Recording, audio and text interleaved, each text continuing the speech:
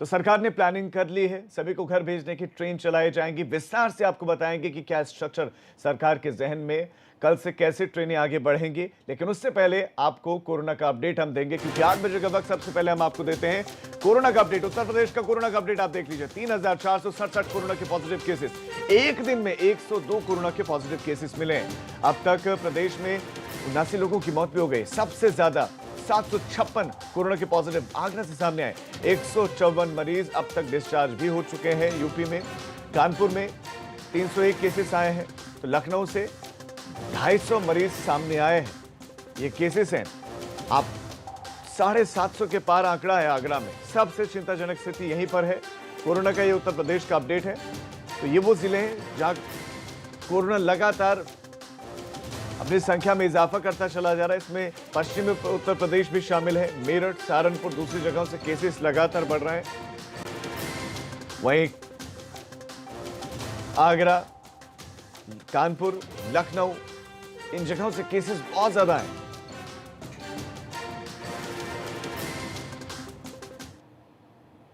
अब बात गाड़ी बुला रही है कि लॉकडाउन में जो लोग पिछले करीब 1.5 महीने से कहीं पर फंसे हुए हैं और वो अपने घर लौटना चाहते हैं, वो कल से ट्रेन के जरिए यात्रा कर सकते हैं। भारतीय रेलवे कल यानी कि 12 मई से ऐसे ही 15 शहरों में ट्रेन चलाने जा रहा है, जहां पर कोरोना का खतरा थोड़ा कम है। रेल मंत्रालय ने इसे लेकर एक विस्तृत योजना बनाई है। शुरुआत में कम संख्या में ही ट्रेनों का संचालन किया जाएगा। इस दौरान लोगों को स्वास्थ्य और कोरोना संक्रमण की जांच भी की जाएगी। केवल कंफर्म टिकट वाले यात्रियों को इस स्टेशन में प्रवेश करने की अनुमति होगी। ये सभी ट्रेन स्पेशल ट्रेन होंगी, जिन्हें नई दिल्ली से देश के अलग अलग 15 हिस्सों में चलाया जाएगा। दिल्ली, मुंबई, रांची और पटना के लिए स्पेशल ट्रेन चलाने की तैयारी है। रिजर्वेशन के लिए बुकिंग आज शाम 4 बजे से शुरू हो जाएगी। आज शाम 4 बजे से बुकिंग सिर्फ IRCTC की वेबसाइट के जरिए ही किया जा सकेगा और स्टेशन पर टिकट बुकिंग खिड़की बंद रहेगी। प्लेटफॉर्म टिकट भी आपको काउंटर से नहीं मिलेगा, तो आप काउंटर से कुछ नहीं खरीद सकते, ना टिकट ना काउंटर टिकट। आप सिर्फ वेबसाइट के जरिए, IRCTC की वेबसाइट से ही टिकट खरीद पाएंगे।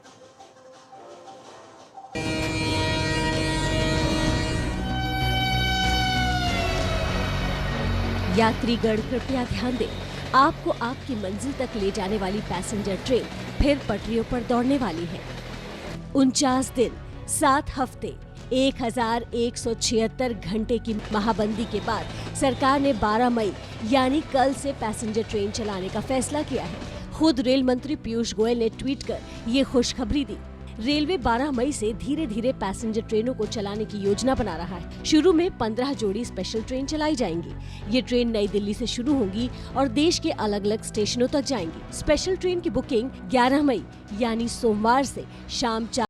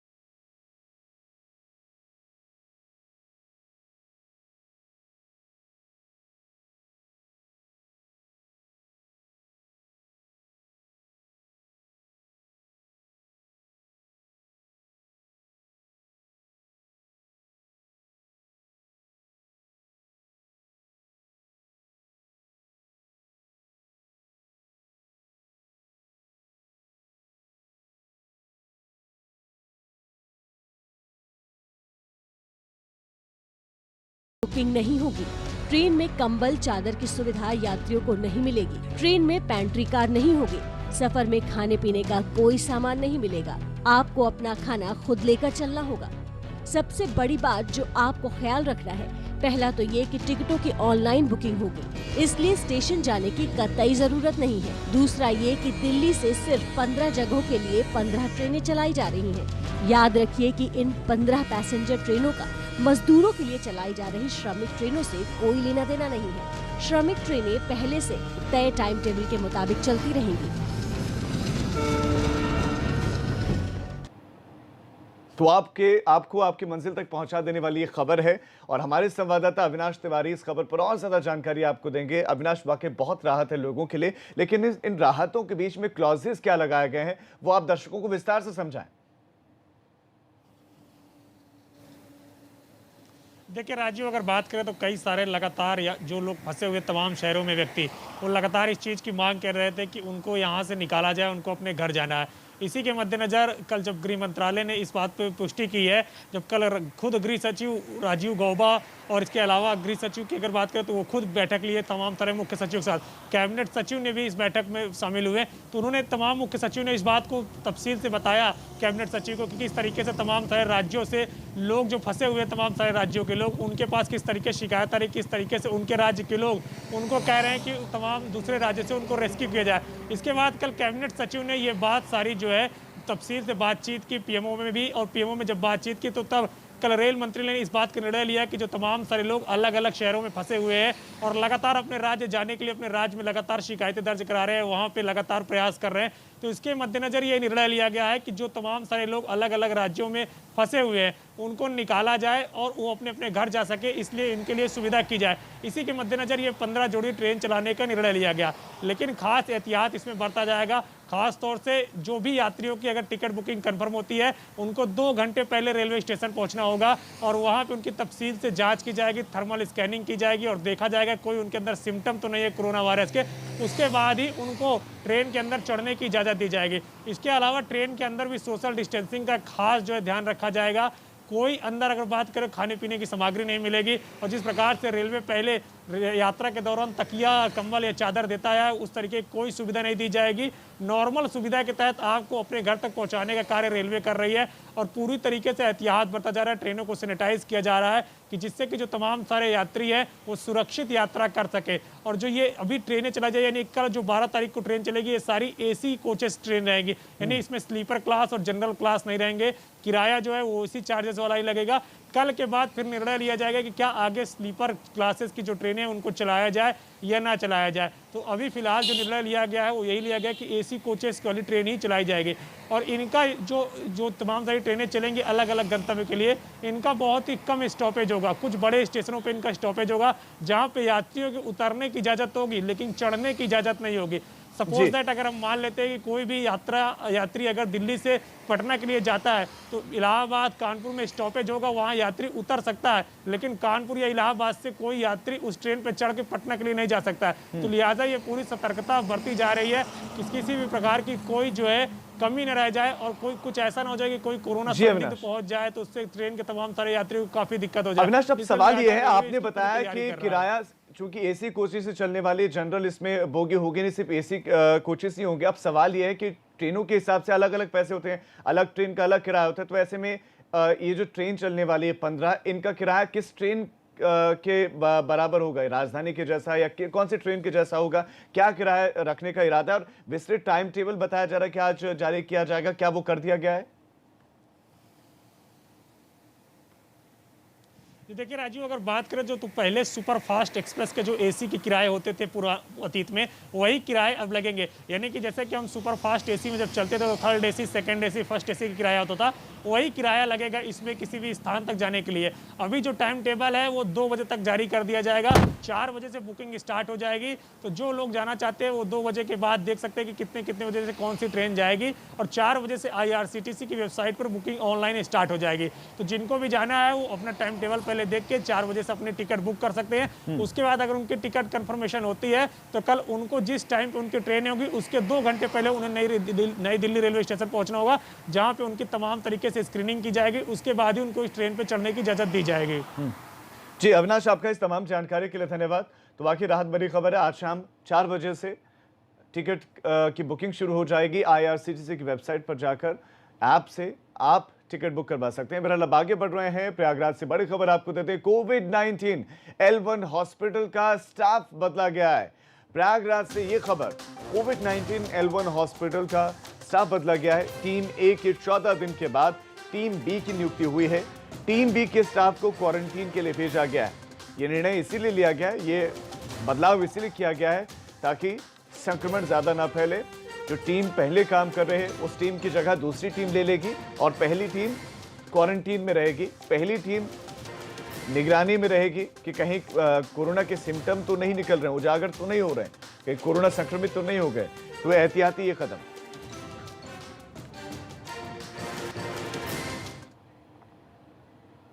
मजदूरों के पलायन ने 2 राज्यों की पुलिस में भिड़ंत करा दी। 2 राज्यों की खाकी के बीच विवाद का ये मामला मथुरा से सटे राजस्थान के बॉर्डर पर देखने को मिला, जब प्रवासी मजदूरों से भरा एक ट्रैक्टर बॉर्डर पर पहुंचा। आप बेइज्जती कर रहे हैं, वर्दी फाड़ रहे हैं, आप वर्दी फाड़ रहे हैं, आप वर्दी फाड़ रहे हैं, आपने नेम प्लेट खींच ली मेरी, क्या लात मारी है, मेरी नेम प्लेट खा, मेरी नेम प्लेट धक्का दे रहे हैं, ये बात खा जाएंगे,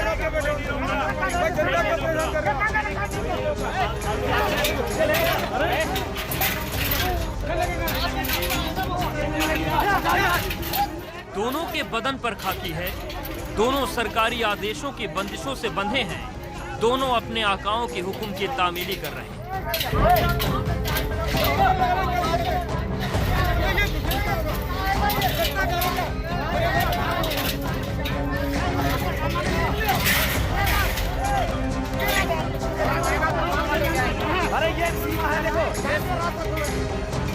दोनों के बीच अगर फर्क है तो राज्यों का।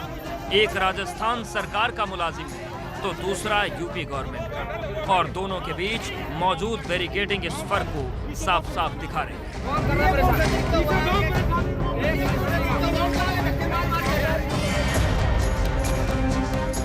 लेकिन ये दोनों स्टेट की पुलिस के बीच ये नोकझोंक इस बैरिकेडिंग को लगाने या हटाने की वजह से नहीं है, बल्कि कोरोना काल में जिम्मेदारियों के बोझ को आगे सरकाने की है।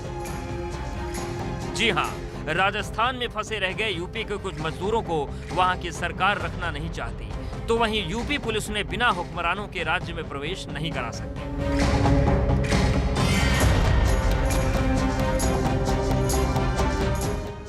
मजदूरों को लेकर शुरू हुई खींचतान की मथुरा की राजस्थान से लगी सीमा गवाह बन गई, जब राजस्थान से ट्रैक्टर में भरकर मजदूर यूपी की तरफ आने लगे।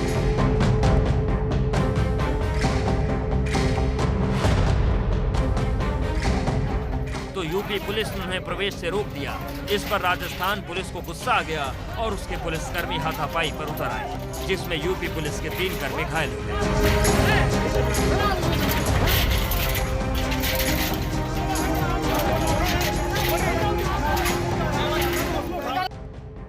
सीमा पर दोनों स्टेट के पुलिसकर्मियों के बीच जब विवाद बढ़ा तो इसकी आवाज दोनों राज्यों के अफसरों के कानों तक जा पहुंची, और वो भी सीमा पर पहुंच गए। मथुरा प्रशासन के मुताबिक 7 मई और 8 मई को अभियान चलाकर 15,000 मजदूरों को वापस लाया गया है। अब अभियान खत्म हो चुका है और सीमा सील है। पिछले 7 और 8 तारीख को ये तय था कि जो राजस्थान से श्रमिक आएंगे उनको हम लोग उनके जनपदों को भेजेंगे। इस क्रम में 10,000 आने थे, 15,000 से अधिक श्रमिकों को हमने उत्तर प्रदेश की सीमा से उनके जनपदों को भेज दिया था, और ये ऑपरेशन कल शाम को बंद हो गया था। आज सुबह कुछ दुर्भाग्यपूर्ण घटना घटित हुई कि बॉर्डर पे आकर के उधर के पुलिस के अधिकारियों ने, हमारे पुलिस के जो अधिकारी साथी थे, आपस में कुछ विवाद था कि बॉर्डर को खोले, जबकि बॉर्डर सील रखा गया है आदेश से। तो उसको हम लोगों ने बैठ के तय कर लिया है। उद्योगनगर के जो इंस्पेक्टर थे उनका कुछ रुख जो है थोड़ा आक्रामक या उस तरीके था, उसमें भरतपुर एसएसपी साहब ने अकॉर्डिंग टू रूल्स कार्रवाई कर रहे हैं। कोई विवाद नहीं है। भरतपुर में तय हो गया है कि वहाँ से कोई भी लेबर या श्रमिक अब तब तक नहीं भेजेंगे जब तक चीज़ें सेटल नहीं होंगी।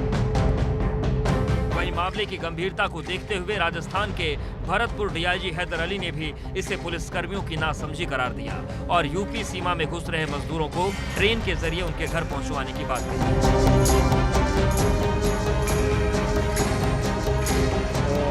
कल 3-4 दिन से ये ऑपरेशन चल रहा है और यहाँ से श्रमिकों का आदान प्रदान जारी है। इसमें मथुरा पुलिस हमारा पूरा सहयोग कर रही है। रात को कुछ इशू आया था, कुछ बाहर के श्रमिक थे, बिहार के, छत्तीसगढ़ के, जिनको के आदेश के मुताबिक नहीं जाने दिया। हमने भी अपने उच्च अधिकारियों से बात की थी और अब ये तय किया है कि ये लोग जो है वो ट्रेन से बसों से जाएंगे, तो उनको हमने अपने दोनों स्टेट के अफसरों की समझदारी से विवाद सुलझ चुका है, लेकिन इस विवाद से अलग अलग राज्यों में फंसे मजदूरों का दर्द और उनकी जिम्मेदारी का बोझ उठाने की हकीकत जरूर बेनकाब हो गई। मथुरा से सौरभ की रिपोर्ट, एबीपी गंगा।